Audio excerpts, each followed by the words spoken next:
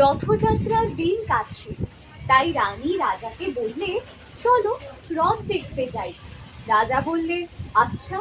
ঘোড়াশাল থেকে ঘোড়া বেরোলো, হাতিশাল থেকে হাতি, ময়ূরপঙ্খী যায় সারে সারে, আর বল্লম হাতে সারে সারে সিপাই শান্ত্রী, দাস দাসী দলে দলে পিছে পিছে চলল। কেবল বাকি রইল একজন, রাজবাড়ির ছাঁটার কাঠে কুড়িয়ে আনা তার কাজ। সর্দার এসে দয়া করে তাকে বললে, ওরে তুইও আয়। সে বললে, আমার যাওয়া ঘটবে না। রাজার কানে কথা উঠল, সবাই সঙ্গে যায়, কেবল সেই দুঃখীটা যায় না।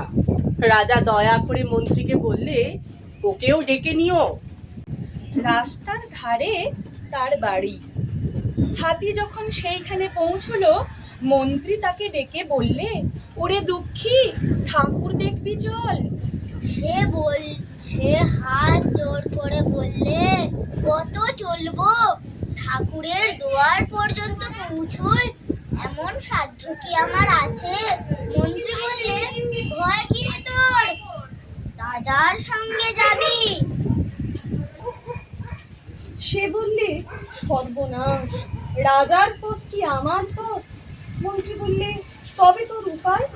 তোর ভাগ্যে কি রথযাত্রা দেখা ঘটবে না?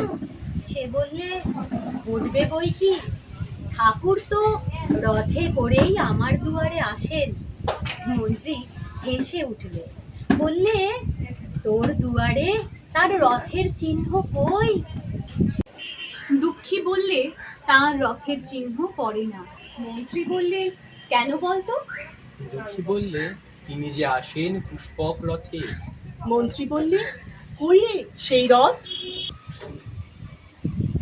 দুঃখী দেখিয়ে দিলে, তার দুয়ারের দুই পাশে দুটি সূর্যমুখী ফুটে আছে।